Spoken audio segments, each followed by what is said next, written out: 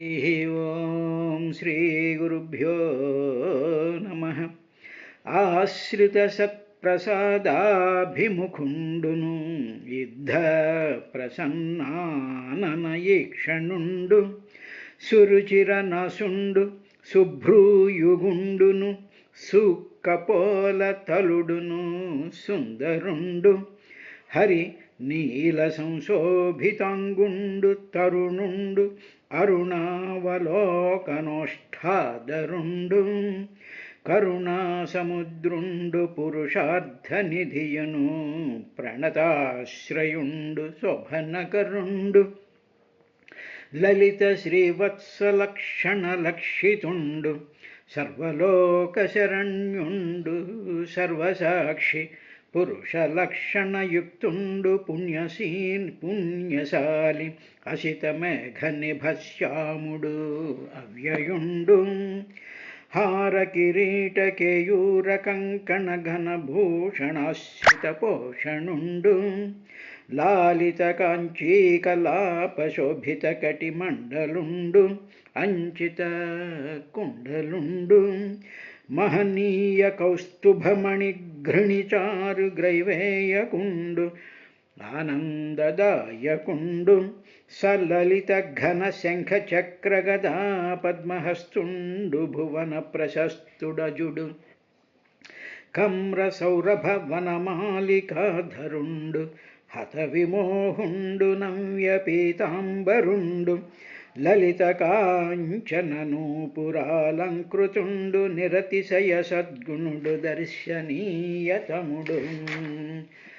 సరస మనోలోచనముత్కరుడును హృత్పద్మకర్ణికా నివసిత విస్ఫుర దురనఖుమణిశోభిత చరణ సరోజాతుడు సా అతుల శాంతుడు ఘనుడు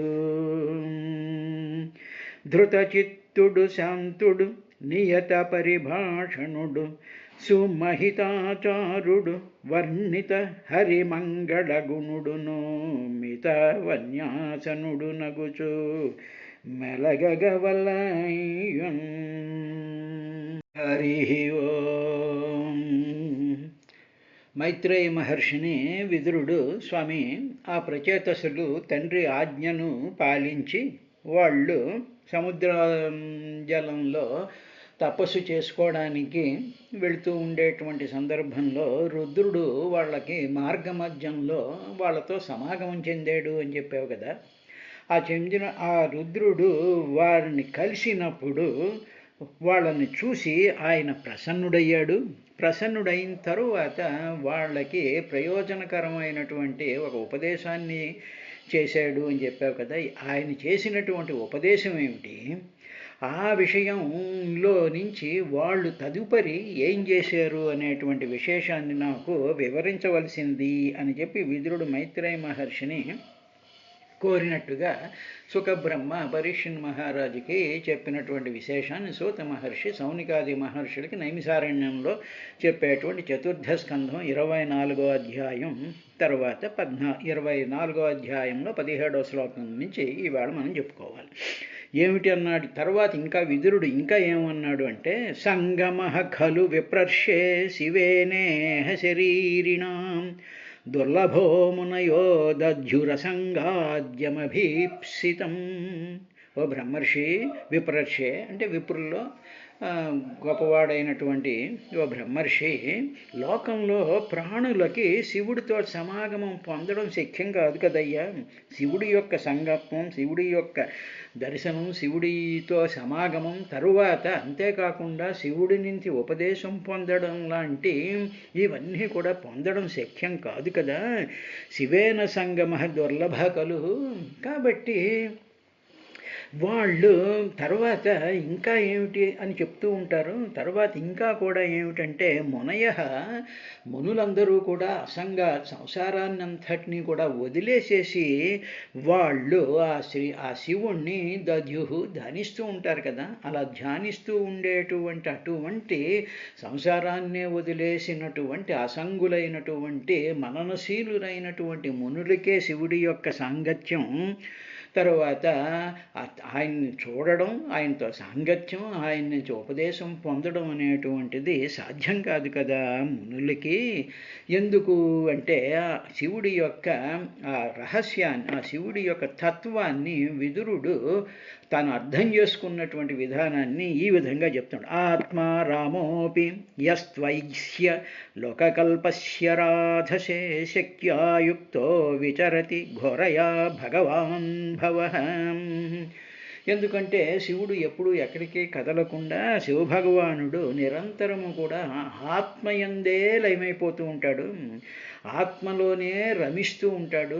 సర్వవ్యాపకమైనటువంటి నిత్యశుద్ధ బుద్ధ ముక్తమైనటువంటి సత్యజ్ఞానం అనంతమైనటువంటి శ్రీహరి స్వరూపమైనటువంటి ఆ ఆత్మస్వరూపంలోనే నిరంతరము కూడా లయమైపోయి ఆ కైలాస పర్వత ప్రాంతంలో నిర్మమత్వంతోనూ మన్మధుణ్ణి జయించేసేసి సకల కోరికల్ని, సకల సంగత్వాన్ని అన్నిటినీ వదిలేసేసి నిత్యము ఆత్మారామస్వరూపంలో చాలా అద్భుతమైనటువంటి ధవళ దేహంతో చంద్రవంక ధరించినటువంటి శివుడు ఆయన అలా ఉంటూ ఉంటాడు కదా.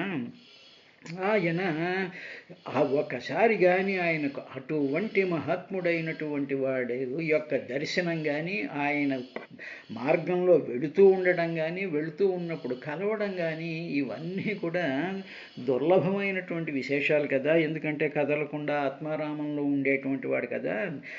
అటువంటి శివుడు ఒక్కొక్కసారి స్వామి ఈ లోకాల్ని పరిపాలించడానికని చెప్పి ఒక్కొక్కసారి భయంకరమైనటువంటి తన శక్తితో కూడా సంచరిస్తూ ఉంటాడు కదా అంటారు. అదే విధాన్ని శ్రీరామకృష్ణ పరమహంస శివుడి యొక్క ఆ ప్రదోషం వేళ ఆ శివుడు జుట్టు విరబోసుకుని ప్రమదగణాలతో సాయంకాలం వేళ ఆయన ఈ భూమండలంలో తిరుగుతూ ఉంటాడు అనేటువంటి విశేషం కూడా ఒకటి చెప్పారు పరమహంస. కాబట్టి అందువల్ల ఆ ప్రదోష కాలంలో దీపాలు పెట్టుకుని భగవద్ధ్యానం చేసుకుంటూ ఉండాలి అనేటువంటి విశేషం ఉంది. అదే ఆ రెండు యాస్పెక్ట్స్ని కూడా ఈయన చెప్పాడు. శక్త్యాయుక్తో విచరతి, శక్త్యాయుక్తో శక్తితో కలిసి ఆయన భగవాన్ భగవంతుడైనటువంటి ఆ భవుడు విచరయతి చరిస్తూ ఉంటాడు కదా స్వామి. నిరంతరము కూడా ఆత్మారామ స్థితిలో కూడా ఉంటాడు కదా ఆత్మారామ ఆయన. కాబట్టి అటువంటి ఆ శివుడి యొక్క ప్రసన్నత ఇది ఈ ప్రచేతసులకి ఎలా కలిగింది అని ఆయన ఆ విదురుడు మైత్రేయ మహర్షిని ప్రశ్న వేశాడు. అప్పుడు మైత్రేయ మహర్షి ఈ విధంగా సమాధానం చెప్తూ మైత్రేయ ఉవాచ ప్రచేతసః పితుర్వాక్యం శిరసాదాయ సాధవః దిశం ప్రతీచీం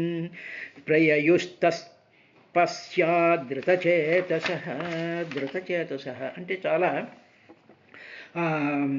నమ్మకం కలిగినటువంటి, స్థిరంగా కలిగినటువంటి, నిశ్చయమైనటువంటి బుద్ధితో ఈ ప్రచేతసులు, సత్పురుషులైనటువంటి ఈ ప్రచేతసులు మనస్సులో వాళ్ళు తపస్సు చెయ్యాలి అని వాళ్ళకి ఆ తపస్సు చెయ్యాలి అనేటువంటి ఆ తపస్సు మీద వాళ్ళకి విపరీతమైనటువంటి నమ్మకం కలిగి, ఆదరం కలిగి, ప్రీతి కలిగిందయ్యా వాళ్ళకి. ఎప్పుడు కూడా తపస్సు చేసుకోవాలి అని ఆ తపస్సు మీద వాళ్ళకి ప్రీతి ఎక్కువగా ఉండేని. అటువంటి వాళ్ళు తండ్రి ఏం చెప్పాడు, మీరు వివాహం చేసుకుని పిల్లల్ని కానీ వంశాభివృద్ధి చేయాలి అనేటువంటిది ఈ సృష్టి కార్యక్రమం. ఇది భగవంతుడి యొక్క సంకల్పం కాబట్టి అందుకనే మనకి పూర్వం చూసినట్లయితే సనగసనందాదుల్ని బ్రహ్మదేవుడు ఏమర్రా మీరు సృష్టించండి, సృష్టి కార్యక్రమంలో మీరు పాల్గొనండి అని చెప్పి నారదుడికి వీళ్ళకి చెప్తే నాట్ థాట్ మేము ఈ సంసారంలో పడమని వాళ్ళు వెళ్ళిపోతారు. అది ఎందుకంటే భగవంతుడి యొక్క సంకల్పం బహూనాం ప్రజయాయేతి అని. అంటే ఈ సృష్టి ఇలా జరగాలి అని చెప్పి భగవంతుడు సంకల్పిస్తే జ్ఞాన మార్గంలోకి వాళ్ళు వెళ్ళిపోయారు. కాబట్టి మనం ఏది చూసినా సరే ఈ ప్రాచీన బర్హి మహారాజు కూడా ఆ ప్రచేతసుని సృష్టి కార్యక్రమంలో పాల్గొమని వివాహం చేసుకుని సృష్టి చేయాలి అనేటువంటి విధానాన్ని, ఆ భగవత్ సంకల్పాన్ని ఆయన తన కొడుకులైనటువంటి ప్రచేతసులకి ఆయన ఉపదేశం చేశారు. చేసేటప్పటికి వాళ్ళు ఏం చేశారంటే, ఓకే, ఆ సృష్టి కార్యక్రమంలో ఉండాలి, వివాహం చేసుకోవాలి, సృష్టిలో పార్ట్ అవ్వాలి అంటే దానికి ఎంతగానో తప్పించాలి, తపస్సు అంటే ఇది భగవత్ సంకల్పం కాబట్టి భగవత్ సంకల్పాన్ని మనం తీర్చాలి అంటే మనం కూడా తప్పించి మనకి ఆ క్వాలిఫికేషన్ వచ్చిన తర్వాత మాత్రమే ఇది జరుగుతుంది అనేటువంటి ఒకానొక మనస్తత్వంతో వాళ్ళు తపస్సు మీద వాళ్ళు ఆదరం పెంచుకున్నారయ్యా. పెంచుకుని వాళ్ళంతా కూడా తండ్రి యొక్క పితుః వాక్యం శిరసా ఆదాయ దాన్ని శిరస్సు మీద ధరించేసి వాళ్ళు ప్రతీచీం దిశం పశ్చిమ దిక్కుగా వాళ్ళు బయలుదేరి వెళ్ళారు. అలా వెళ్తూ ఉండేటువంటి ఆ సందర్భంలో ఈ శివుడు కనిపించడం, ఉపదేశం చేయడం అనేటువంటిది జరిగింది అని చెప్తూ, అలా వెళుతూ పశ్చిమ దిక్కుకు వెళుతున్నప్పుడు సముద్రముపవిస్తీర్ణం అపశ్యన్ సుమహత్సరః మహన్ మనన ఇవ స్వచ్ఛం ప్రసన్న సలిలాశయం. వాళ్ళు అలా సముద్రం వైపుకి వెళ్దాం అనుకుని బయలుదేరి పశ్చిమ దిక్కుగా వస్తున్నారు. వస్తూ ఉండేటప్పటికీ సముద్రం ఎంత పెద్దదిగా ఉంటుందో అంత పెద్ద విస్తీర్ణం కలిగినటువంటి ఒక బ్రహ్మాండమైనటువంటి విశాలమైనటువంటి సరస్సుని చూశారట. సముద్రం కాదు, ఒక సరస్సు కనిపించింది వాళ్ళకి. చూసేటప్పటికీ ఆ సరస్సును చూడగానే వీళ్ళ మనసు అంతా కూడా, వీళ్ళ మనసులో ఏమనిపించింది అంటే, ఆ సరస్సు ఎలా ఉందంటేట, మహాత్ములైనటువంటి మహానుభావుల యొక్క మనస్సు ఎంత స్వచ్ఛంగా ఉంటుందో అంత స్వచ్ఛంగా ఆ విశాలమైనటువంటి సరస్సు, ఆ సరస్సులో నీరంతా కూడా నిండిపోయిందిట. అంటే ఏమిటి, మహాత్ములైనటువంటి వాళ్ళు, మహా అనుభవం కలిగినటువంటి వాళ్ళు, సంసార త్యాగం చేసినటువంటి వాళ్ళు, నిరంతరం భగవంతుడి యొక్క స్థితితో ఉండేటువంటి లక్షణం కలిగినటువంటి ఆ మహానుభావుల యొక్క మనసంతా కూడా నిర్మలమైనటువంటి బురద లోపలికి దిగిపోయి మన మొహం చూసుకుంటే ప్రతిఫలించేటువంటి అలలు లేకుండా, తరంగాలు లేకుండా ఎంతో స్వచ్ఛంగా ఉండేటువంటి ఆ మహాత్ముల యొక్క మనసు ఎలా ఉంటుందో అలా ఉందిట ఆ సరస్సుని వీళ్ళు చూశారట. ఆ చూసేటప్పటికి ఆ సరస్సులోనూ రకరకాలైనటువంటి జల జంతువులు ఉంటాయి కదా, చేపలని చిన్న చిన్నవి అవి ఇవి ఉంటాయిగా, అవన్నీ కూడా వాటి యందు ఆ జల జంతువులు కూడా ఏంటో చాలా ప్రసన్నంగా ఉన్నాయట. వాటికి కంగారు లేకుండా, భయం లేకుండా ప్రశాంతంగా ఆ జలం అంతర్భాగంలో అవన్నీ కూడా నీటుగా కదులుతూ ఉండేటువంటి సముద్రమా ఇది అనిపించేటువంటి విధంగా ఉండేటువంటి సరస్సుని వాళ్ళు చూశారట. సముద్రం ఉపవిస్తీర్ణం అపశ్యం. అంటే సముద్రంతో పోల్చడానికి తగ్గట్టుగా ఉండేటువంటి సరస్సుని, సుమహత్సరః మంచి సరస్సుని వాళ్ళు చూశారు. అది స్వచ్ఛన్నం ప్రసన్న సలిలాశయం. ఎవరి మనస్సులాగా మహన్మనన అంటే మహాత్ముల యొక్క మనస్సు ఎంత స్వచ్ఛంగా నిర్మలంగా ఉంటుందో అలా ఉందిట ఆ సరస్సు. అందుకనే మానస సరోవరము అంటారు.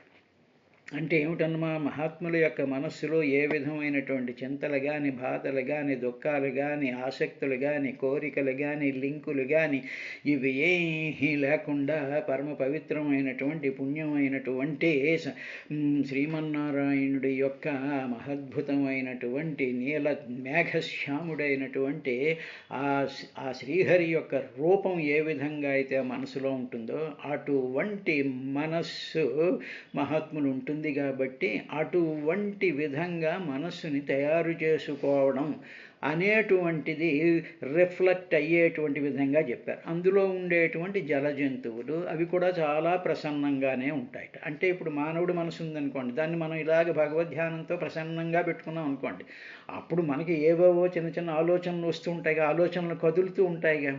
మనలో కదిలేటువంటి ఆలోచనలు కూడా చాలా ప్రసన్నంగా ఉంటాయి. ఎందుకంటే మన మనసు ప్రసన్నంగా ఉంది కాబట్టి, మన మనసు నిర్మలంగా ఉంది కాబట్టి, ఆ నిర్మలంగా ఉండేటువంటి మనసులో అప్పుడప్పుడు కదిలేటువంటి ఆలోచనలు అనేటువంటి జలజంతువులు లాంటివి కూడా చాలా ప్రసన్నంగా కనిపిస్తూ ఉంటాయి. అయిన తర్వాత ఆ కనిపించినటువంటి ఆ కాసారంలో ప్రసన్న సలిలాశయంలో నీల రక్తోత్పలాంభోజకహ్లారే ఇందీవరాకరం హంస సారస చక్రాహ్వకారండ కారండవనికోజితం.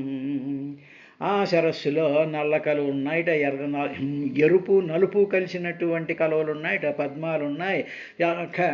అధికమైనటువంటి పరిమళాన్ని సౌగంధాన్ని వెదజల్లేటువంటి ఎర్ర కలువలు, తర్వాత నల్ల కలువలు ఉన్నాయి. ఈ కలువలతో ఎరుపు నలుపు సెపరేట్గా ఉండి ఎరుపు నలుపు కూడా కలిపినటువంటి కలవలు, ఆ కలవలన్నీ కూడా బ్రహ్మాండమైనటువంటి సౌగంధాన్ని వెదజల్లుతూ ఉన్నాయి. ఆ సరస్సు అంతా కూడా చాలా నిర్మలంగా ఉంది. ఆ కలువల దగ్గర ఆడుకునేటువంటి చిన్న చిన్న మీనములు, అవి కూడా రంగుల మీనాలన్నీ కదులుతూ ఉంటే అంతెంతో ఆహ్లాదకరంగా ఉండేటువంటిది ఉంది. ఆ సరస్సులోనే హంసలు, బెగురు పక్షులు, జక్కవ పెట్టెలు, కన్నెలేడు పక్షులు, ఇవి కూడా ఛాయగా నెమ్మదిగాలాగా వచ్చి ఆ పద్మాల మీద, ఆ కలువల మీద, ఆ ఎర్ర నల్ల కలువల మీద వాలుతూ వికసించినటువంటి దాని మీద కూర్చుని ప్రశాంతంగా హంసలు ఉన్నాయి. అలాగే రకరకాలైనటువంటి పక్షులు ఉన్నాయి. అవన్నీ కూడా ఆ పక్షుల యొక్క కూతలతో ఆ సరస్సు అంతా కూడా ప్రతిధ్వనిస్తూ ఉన్నది. నిన్న మనం చేసిన హంస అంటే ఏమిటంటే అజ్ఞానాన్ని పోగొట్టేటువంటిది. అంటే ఏమిటి హంస అంటే ఏమిటి? మానస హంస అంటాం. అంటే మన మనసే ఒక హంసలాగా ఉన్నప్పుడు మనలో చెడుని మంచితనాన్నే తీసుకుని, జ్ఞానాన్నే తీసుకుని అజ్ఞానాన్ని వదిలేసేటువంటి ఆ లక్షణము మనసులో ఉంటే అది మానస హంస. కాబట్టి మన మనసు ఆ విధంగా ఉన్నట్లయితే ఎంత అందమైనటువంటి వికసించినటువంటి ఎరుపు తెలుపు కలవలు ఉన్నాయి. ఇవన్నీ కూడా అంటే ఏమిటి? మన మనసులో సౌగంధము అంటే సువాసనలు వెదజల్లుతూ ఉండేటువంటి విధంగా మన మనసుని కానీ మనం చేసుకోగలిగితే అక్కడ మహత్తరమైనటువంటి ఈ రకరకాలైనటువంటి కలకూజితాలు వినిపిస్తూ ఉంటాయి అనేటువంటి విధంగా అన్వయం చేసుకోవాలి. చూసిన తర్వాత ఇంకా అక్కడ ఇంకా ఏమున్నాయనేటువంటి విషయాన్ని చెప్తూ మత్త భ్రమర సౌస్వర్య హృష్ట రోమలతాంఘ్రిపం కోశరజో దిక్షు పవనోత్సవం. అక్కడ మామూలుగా ఎప్పుడైతే పుష్పాలు ఉంటాయో, ఎప్పుడైతే రకరకాలైనటువంటి కలువలు ఉంటాయో, ఎప్పుడైతే రకరకాలైనటువంటి సుగంధాలు ఉంటాయో, ఎప్పుడైతే అదంతా ప్రసన్నంగా ఉంటుందో అటువంటి ఆ వాతావరణంలోకి మత్తెక్కినటువంటి తుమ్మెదలు చక్కనైనటువంటి ఝంకారం అనేటువంటి ఆ ఝంకారం చేస్తుంటే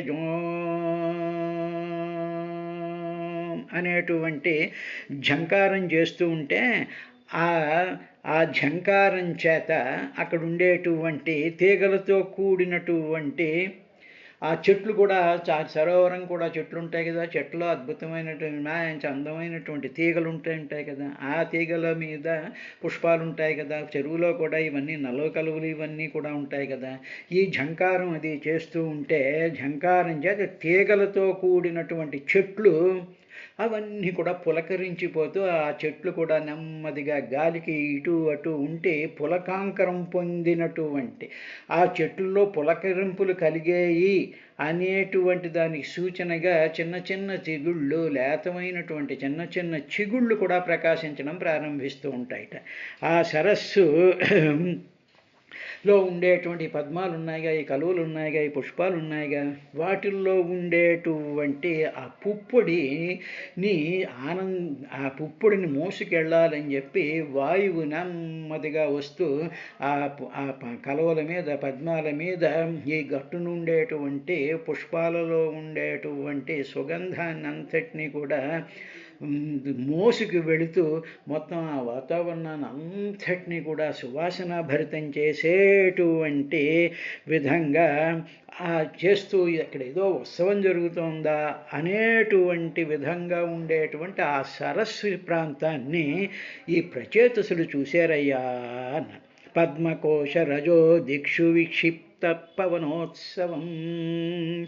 ఈ పవనుడు ఆ పద్మ పద్మరజాన్ని మోసుకెళ్తూ ఉంటే ఆ సౌగంధంతో కూడుకున్నటువంటి ఆ పద్మరజాన్ని ఇలా జల్లుతూ ఉన్నట్టుగా ఆ జల్లేటువంటి ఆ రజం యొక్క దానిలోంచి సుగంధాలు వ్యాపిస్తూ ఉండేటువంటి విధంగా అక్కడ ఇది ఉంది. మత్తెక్కినటువంటి మత్త భ్రమరము అంటే మత్తెక్కినటువంటి భ్రమరము అనేటువంటిది ఏమిటి అంటే ఇటువంటి మానస స్థితి కలిగినప్పుడు ఇది మనం ఇలా అన్వయించుకున్నట్టయితే భగవంతుడి ఉండేటువంటి ఆ ప్రసన్నమైనటువంటి వికసించేటువంటి సౌగంధాన్ని సువాసనను వెదజల్లేటువంటి ప్రసన్నమైనటువంటి మనసు ఉన్నప్పుడు లోపలుండేటువంటి ఓంకారం అనేటువంటి మత్త భ్రమరము ఆ శరీరంలోకి ఆ ఓంకారం యొక్క ధ్వని చేత శరీరం జనియేటప్పటికీ ఆ ఓంకార ధ్వని యొక్క ప్రకంపనల చేత శరీరం అంతా కూడా పులకరించి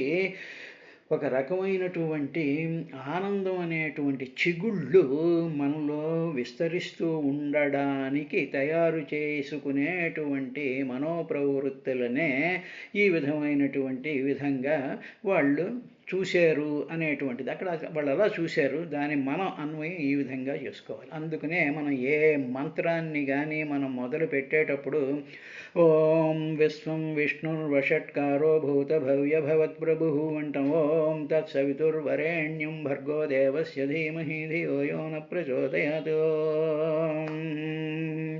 అని చెప్తున్నా. ఓం హిరణ్యవర్ణాం హరిణీం అని చెప్పి ఓం అని మొదలెడతాను చూసారా. అందువల్ల ఇదంతా ఏమిటంటే ఈ మానస సరోవరంలో వికసించేటువంటి పద్మాలు కానీ పుష్పాలు కానీ ధ్వనులు కానీ చిగుళ్ళు కానీ ఇవన్నీ కూడా దేనివల్ల ఆత్మారామమైనటువంటి స్థితి వస్తుంది అంటే ఆ మత్త భ్రమర స్వరూపమైనటువంటి ఓంకార ధ్యానం చేత ఇవన్నీ కూడా కలుగుతూ ఉంటాయి అనేటువంటి అది ఒక అద్భుతమైనటువంటి మంత్రస్థానం. అది ఆ మంత్రస్థానాన్ని సాక్షాత్తు రుద్రుడు ప్రచేతసులకు ఉపదేశించాడు కాబట్టి ఆ ఉపదేశాన్ని వాళ్ళు ధ్యానం చేస్తూ జపిస్తూ పూజ చేయడానికి అని చెప్పి వాళ్ళు బయలుదేరినప్పుడు వాళ్ళ యొక్క మానసిక అవస్థ ఆ విధంగా ఉంది అని చెప్పకుండా అక్కడ ఒక సరస్సు కనిపించింది అనేటువంటి విశేషాన్ని చెప్పారు. చెప్పిన తర్వాత తత్ర గాంధర్వమాకర్ణ్య దివ్య మార్గమనోహరం విశిస్మ్యూ రాజపుత్రాస్తే మృదంగ పణవాద్యం. అక్కడ ఆ రాజపుత్రులకి ఏమిటి కనిపించిందంటే ఆ సరస్సు దగ్గరికి వెళ్ళేటప్పటికి అక్కడ ఆ సరస్సు దగ్గరికి వెళ్ళారు. ఇవన్నీ చూశారుగా. చూసేటప్పటికి అక్కడ రకరకాలైనటువంటి స్వరాలు రాగాలు తాళాలతో అనేక రకాలైనటువంటి మనోహరమైనటువంటి గానం ఒకటి వినిపించడం ప్రారంభించిందిట. ఆ రాజపుత్రులకి అక్కడ దివ్యమైనటువంటి అంటే ఏమిటి చాలా వెలుగులతో వచ్చి ఆ గానం ఎక్కడి నుంచి వస్తుందో తెలియట్లేదు. అక్కడ దివ్యమైనటువంటి గానం వినిపిస్తోంది. ఆ గానం యొక్క శబ్దంలో నుంచి ఆ గానం యొక్క ఆ విస్ఫురణలో నుంచి ఏం జరిగింది అంటే దివ్యమైనటువంటి ఒక వెలుగు, ఒక ప్రభావం, ఒక ఆనందకరమైనటువంటి ఒక కాన్షియస్నెస్ లాగా వాళ్ళకి వినిపించిందట. అది కూడా ఎలా ఉందంటే స్వరభేదాలతో వినిపించిందట. అనేక స్వరములు అంటే అంటే మామూలు సంగీతం చెప్పిన వాళ్ళకి తెలుస్తుంది. రకరకాలైనటువంటి రాగాలు ఉంటాయి, లయలు ఉంటాయి, శృతులు ఉంటాయి, తాళాలు ఉంటాయి. ఆ సంబంధమైనటువంటి భేదాలతో అద్భుతమైనటువంటి గానం వినిపిస్తుంది. ఆ గానం వినిపిస్తూ ఉండేటప్పటికి గానానికి సహకారం అందించేటువంటి ఏదో వైలను, వీణ, మురళి, తప్పెట్లు ఏవో రకరకాలైనటువంటి పక్క వాయిద్యాలు ఉంటాయి కదా, అవి కూడా ఆ గానాన్ని మధ్యలో భేరీ మొదలైనటువంటి ఆ ధ్వనుల్ని కూడా ఆ గానంతో పాటు అవి కూడా దానిని అనుసరిస్తూ ఉన్నాయి. ఆ గానాన్ని ఈ రకరకాలైనటువంటి వాయిద్యాలు అనుసరిస్తూ ఉన్నాయి. అంటే గానం వెళ్తోంది, గానాన్ని ఇవి అనుసరిస్తూ ఉంటాయి. అంటే ఏమిటన్నమాట, ఒక సపోజ్ ఎవరైనా వైలను వాయిస్తాను అనుకోండి, ఆ వైలను వాయిస్తూ ఉండేటప్పటికీ ఆ వైలను అనేటువంటి ఒక తరంగం మీద ఈ పాడేటువంటి పాటకుడి యొక్క గానం చేసేటువంటి ఆ విద్వాంసుడి యొక్క పదాలన్నింటినీ కూడా ఈ వాయులీనం మోసుకుని వెళుతూ ఉంటే ఆ కింద పక్కన మృదంగాది వాద్యాలు అవి అడుగులు వేస్తూ ఉంటే వాటి మీద సహకారంగా ఇవన్నీ వచ్చేటువంటి వాళ్ళ గానాన్ని వాళ్ళు విని విస్మితులైపోయారట. చాలా ఆశ్చర్యపోయి ఎక్కడి నుంచి వస్తోందని. తత్ర గాంధర్వమాకర్ణ్య దివ్య మార్గ మనోహరం. మనోహరమైనటువంటి అంటే ఏమిటి, మనస్సుని దోచేస్తుంది. ఒక్కసారి మనస్సు హరించబడిపోయింది. ఆ చెరువుని చూసేటప్పటికే వాళ్ళకి మహత్తరమైనటువంటి ఆనందం కలిగిన వెంటనే ఈ లోపల గానం వినిపించగానే మనసు అంతా కూడా ఆ గానంలోకి కలిసిపోయింది. ఆ గానంలో ఉండేటువంటి శబ్దాలు, దాంట్లో ఉండేటువంటి స్వరాలు, దాంట్లో ఉండేటువంటి తాళాలు, దాంట్లో ఉండేటువంటి భేరీధ్వనులన్నీ అన్నీ కూడా వీళ్ళ మనస్సుని లాగేసింది. ఆకర్ణ్య వాళ్ళు ఆ గానాన్ని గాంధర్వం ఆకర్ణ్య విశిష్ణు వాళ్ళు మహత్తరమైనటువంటి ఆనందంతో మునిగిపోయి మనసు వచ్చేటికి ఏమిటి ఎక్కడి నుంచి వస్తోంది అని వాళ్ళు విస్మితులైపోయారు. విస్మితులు ఒక్కసారి అలా సడన్గా ఆగిపోయారు. ఆగిపోయినటువంటి వాళ్ళు ఏం చేశారో రేపటి కార్యక్రమంలో చూద్దాం.